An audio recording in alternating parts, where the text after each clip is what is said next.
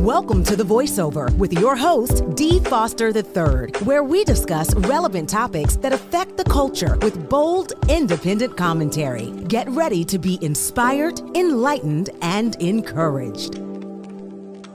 It's Friday somewhere, and you know what that means. It's time for another The Voiceover Now podcast. What's going on, y'all? I'm your host, Dee Foster III, CEO and president of Wake Up Global Networks International, and you know the spill at the beginning. Like, share, subscribe, follow, like, share, push this up in the algorithm so that people can know, so that YouTube will know, because algorithms run the media world now. That's a whole nother subject.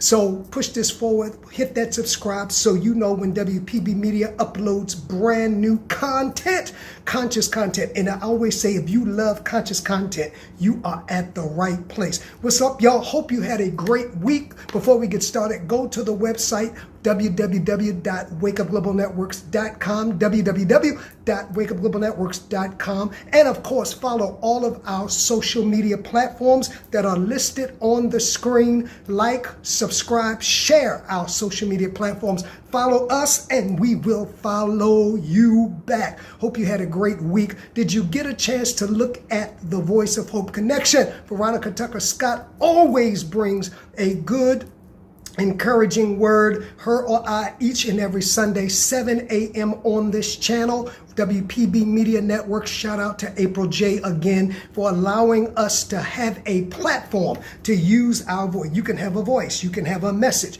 but if you don't have a platform, you're like Ecclesiastes say, the poor wise man, but nobody could hear him because he was poor. That's why I need so many. I got so much to say. So many of you say, why do you cut it off? It's because we are limited with time. I have so much. Did Angie Stone, rip, shout out. Prayers to Angie Stone and her family. She was a local in the DMV. Of course, you heard, I believe it was on Saturday, a terrible car accident, and she made her transition. And the question becomes, I just watched a video of her about 3 days ago when she was talking about the industry and how she could have been further, but she would not buy into the evils, allegedly, of the industry. And the question is, and I'll maybe do a podcast on that, was there any connection to that video, to that podcast, to that show, and her untimely death? And then say it ain't so, say it ain't so, say it ain't so. I don't want to hear it. Say Joy Reid's show was not canceled. Y'all listen, I did about 3 months ago. That's why, listen, I got so much I need to talk about. I wish I had more time, but more time means more money. That's why if you love the content, I need you to be a blessing to Wake Up Global Networks so that we can take those funds, tax deductible, and turn it around and put into, it takes time to, listen, I know I'm talking about a lot. Share, like, follow. I'm waiting for some more of you to come in. Listen, for about 30 years, I did ministry. Every Sunday I spoke. I had to prepare my message. And this sometimes is harder work, longer work, more in-depth. Because listen, basically preparing a message, I knew I go into one book, the Bible. Here, I got to look at this. Here, I got to Google this. Here, I got to do that. It takes a lot of work. And I don't do redactatory. I did, I think, 1 or 2 redactatory when I said, what would Jesus do? But most of the time, I am developing content because this is the podcast. We don't tell you what to think. I just put it all out there straight. No chaser. That's why it's Friday somewhere. So you can kick back and take it straight, no chaser, just like most of you like it, like we like it. So if you're looking for that gray line area, this ain't the show for you, because I'm going to kick it out. Knowledge is kicking out right here. So I was going to say, I have so many areas I would love to cover. I have so many things I would need to address. I have so many issues that are on the table, but I'm limited because of time, and it costs money to produce these shows. I know podcasts. Now, we understand that when it comes to television. I don't have advertisers yet. I don't have paid sponsors yet. I'm going to get there. In order to do that, it's like TV, that your numbers have to be up. That's why I said hit the like, hit the like, hit the like, hit the like. But until then, I need many of you, and I'm not making any bones about it. If you're getting anything, some of you tune into this week after week and you watch Sunday morning and you've never sown anything, consider sowing a tax-deductible seed. The information is on the screen. I would love to be here every day. I would love, but it takes time. It takes content. It takes my time away from other things to dedicate to bringing you the best content of spiritual, financial, political, cultural, like we're talking about on these next couple of podcasts, cultural, and then to do Sunday morning. I would love to do more content for you, but it costs money. We would need to upgrade our equipment. We would need to hire. Listen, it's a whole, and I'm going to get there. I'm telling you right now, I am going to get there. I'm putting it in the atmosphere. I watch Roland Martin, and I know I'm talking a lot. Come on in, share this, getting people time to come in, because the day show is going to be enlightening. I watch Roland Martin when TV One let him go, and he first started his podcast. He was in a little teeny room. I'll never forget it. And I've seen how he has grown and developed and have supporters and has hundreds of thousands of viewers. It is possible, but it takes MONEY, and it takes people that believe in your voice and in your message. So I'm encouraging you. Some of you just need to go ahead and partner with us each and every month and set aside a particular amount, whether it's $5, $10, $20, $200, to say this is for the support of the Voice Over Now podcast and its expansion. And of course, I will write you, I will hear with you, I will agree with you, whatever, but I need your support because my voice needs to be heard. There's so many things out here. And of course, you know, when you tune here, ain't going to be no gray areas, ain't going to be no ifs, ands, and buts. I'm going to put it out there. This is a podcast where I do my own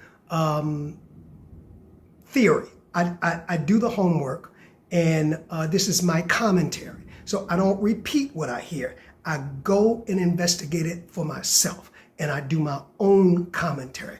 All right, like, share, subscribe, follow. I don't know what season it is, but you know, excuse me, that's just a natural cause of being live. But it's cold, and it was 60 something last week, and now, excuse me, it's back and forth. But anyway, it's all good. All right. Now that we got all of that out of the way, I want to hear from you. Our email address is thevoiceovertheglobe@gmail.com. Thevoiceovertheglobe@gmail.com. This is Lessons in Power, Part 2. If I had to give this a subtitle, it would be Never Bite the Hand that is feeding you. Never, ever, because when it comes to power, you can't win doing that because there's a reason that they were feeding you and you weren't feeding them. And so again, since we last connected, Joy Reid has been canceled from MSNBC. That's a object lesson I could use in this teaching of power. I have my ideas, and maybe I'll bring her in somewhere, but I'm dealing with the Drake issue now when it comes to power. And so hopefully between last week and this week, you've learned who Drake was, if you didn't already know. And you know some of what I said. I won't go back and look and be a part of the replay crew. Replay crew, what's up, replay crew? Leave your comments, replay crew, and bring you up to date.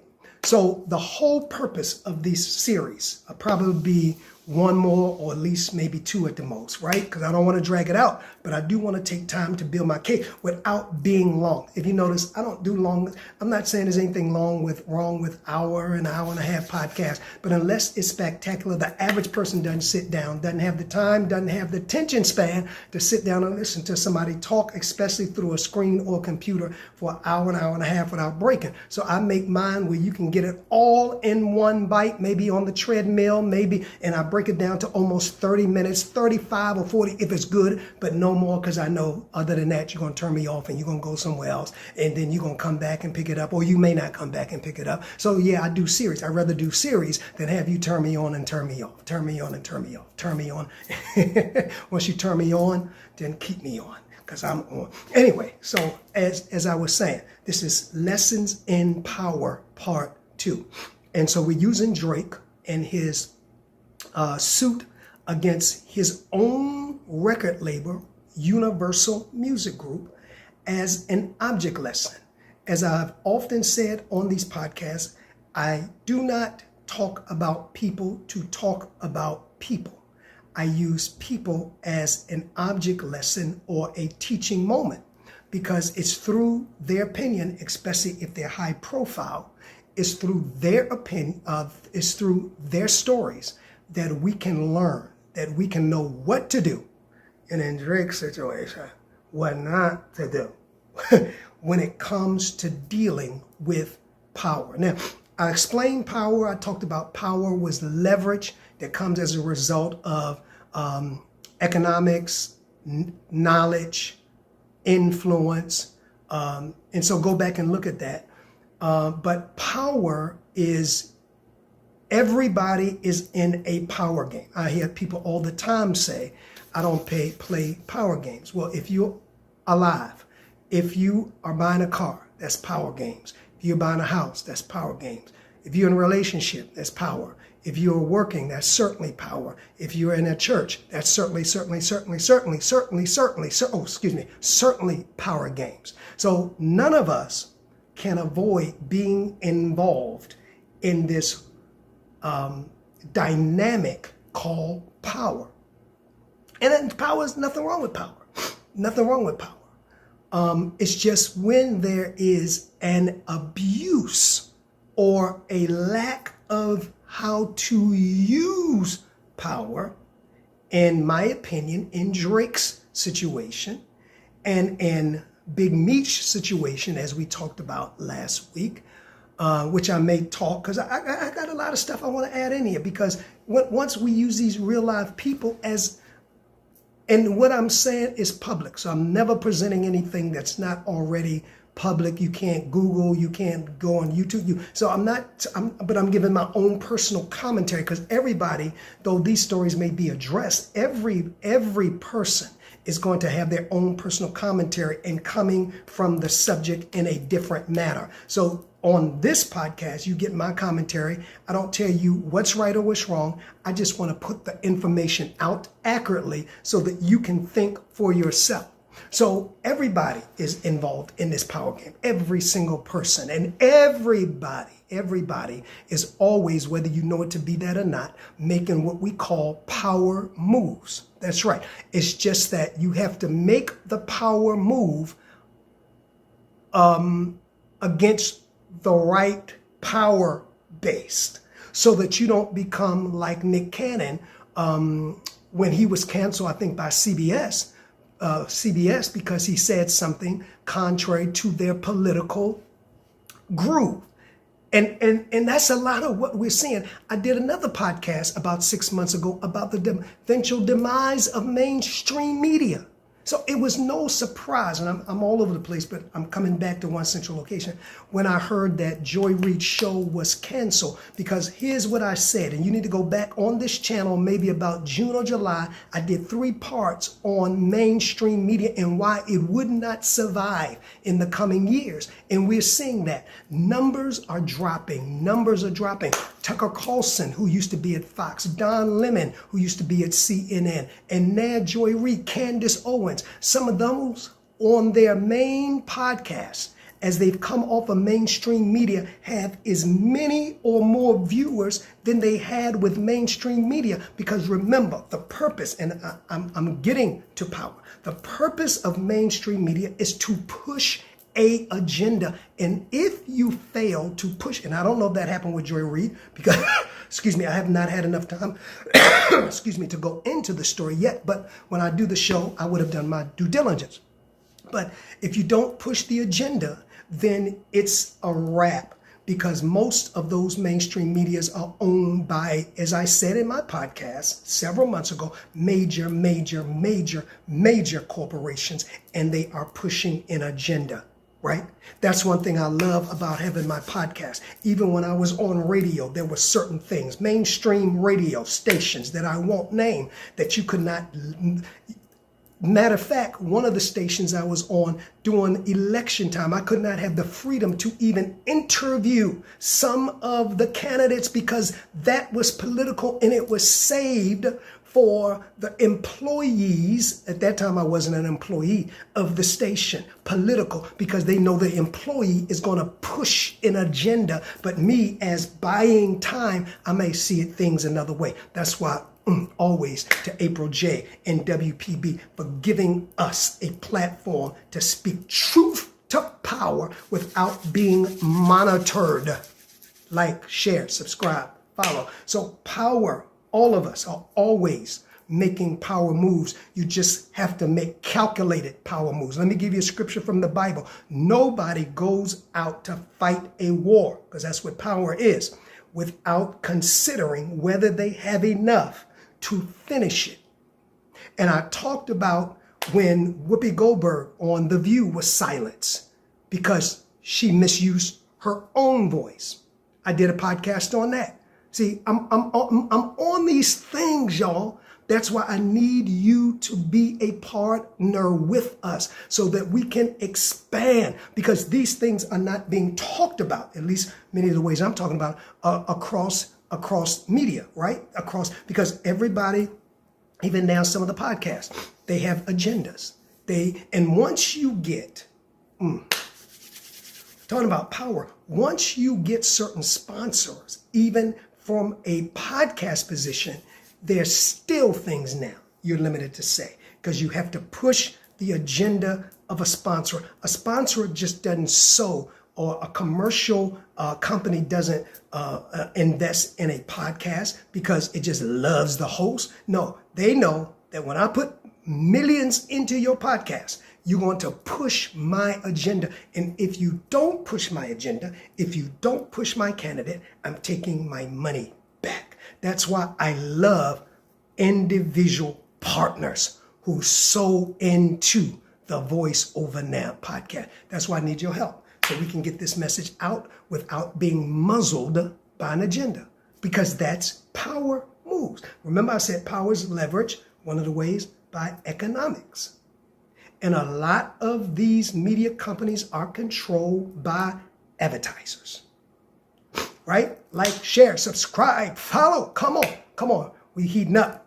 Now, we were talking about it's very vital to understand how power works. It's very vital to understand your place of power, your degree of power, and to understand the degree of power of the opponent or the other individual power base that you are moving against. So before you make a power move, you have to, in the words of the Bible, before you go to war, think whether you have enough to finish. Before you make a power move, is your power base strong enough to prevail against the other power base that you are making a move against, and then to be sustained? Once you make that move, Drake, it's no going back. Once you make that move, Diddy, against the liquor brand, there's no going back.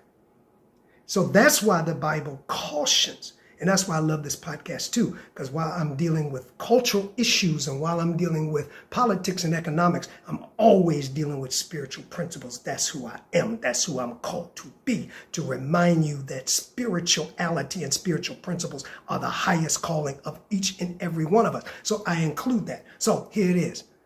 Once the Bible says, before you make a move, because don't ever think you're going to move against power and not have a reaction. Every action creates a reaction. So, and I'm not saying don't make the move. We all make moves, and all of the power moves are not negative. All right, let me give you an example. I had a lot of people say, I'm going to tell them I'm going to quit my job. That's a power base, your company, your job, right? I'm going to quit your power base, right? The employee. I'm going to quit my job, and I bet you they'll offer me more. But that's fine. You can make a major power move. But make sure, this is just an example, if it doesn't turn out the way that you think and hope, that you have the ability to sustain yourself against the defeat of the opposing power base. Now, you can use a lot of words. I'm saying a lot of words here. Excuse me. I'm saying a lot of words, but you know what I'm talking about. You know what I'm talking about. Okay? Because you can't get out there, pull their leg, and say, oh, I changed my mind. I'm good where I am. No. You out there. That's why before you use power, it's yours to use.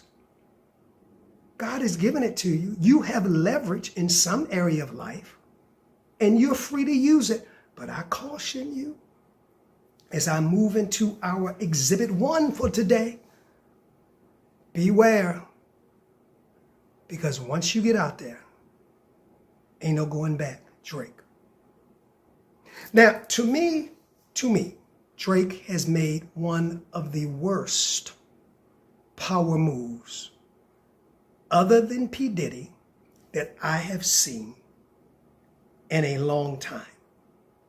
And when I say worse, I mean the repercussions of it, which, in my opinion, will come long term, will almost be unrecoverable, like P. Diddy. See, remember I said if I were to give this show a subtitle, it would be Don't Ever, Ever, Ever Bite the Hand. Don't ever, ever, ever bite the hand that has fed you. It is one of the most critical violations of this dynamic called power. And for most people and most things, it's something that you, I, we, us can never, ever recover from. Now, let's get into this. Like, share, subscribe, follow. As many of you know, Aubrey Graham, aka Drake, Canadian,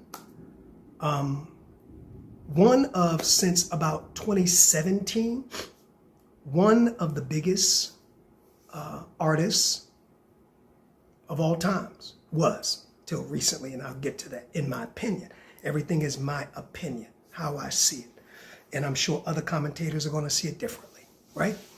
I want to set the stage because I'm talking about Lessons in Power Part 2. And on this show, I want to point out, now that we've set up what power is, some of the mistakes that you can make when it comes to power that are very, very costly and unredeemable, right? So Drake is big. Drake has major support. I remember the first time I heard Drake's song, I didn't know it was Drake then. I think it was like 2:18, 2:17 when he says, look like I've been here before. I met P. I forgot the rhythm, but somebody said that's the artist Drake. And so that's one of his first songs. They were playing it over and over again, over and over again. So Drake has bloomed to be one of the biggest, most successful musical artists of this time, right? Of this time. In 2021, I believe it was, Drake got a deal from Universal, who the president is Lucian Grange, for an unheard of amount of about between $400,000 and $500,000. Now, this didn't include other things like products and endorsements. This was just his music deal, right? So Drake was taken care of. As a matter of fact, I remember seeing a clip several months ago where Lucian Grange was asked a question in an interview. This is the favor Drake had, and I'm going to go spiritual. This is the favor Drake had. But sometimes when you don't recognize it's favor and you get deceived and you think it's all about you, I mean, it can be about you because, of course, you are part of what makes the wheel go round. You're the puppet on the show. I mean, I get it. It's, without you, they wouldn't make the kind of money they make on your streams, etc. Right? So I got it. You are somebody. You are vital. I got that. But when you, and sometimes maybe I think these things come with being spiritually and understanding. That's what I loved about XXX Tentacion. And I'm gonna bring him in. Although he's transitioned, I'm gonna bring him in a minute because he was to me, my opinion, he was very spiritual, he's very woke, he was very aware, right? But anyway, I think a lot of these things come when you're spiritual, and when you're not spiritual, you can get deceived into thinking like I think Drake did, in my opinion, it's about me. It's about me, not understanding that his record label set him up like very few artists are set up. Who wouldn't want to come in with a $400,000 to $500,000 deal from the door?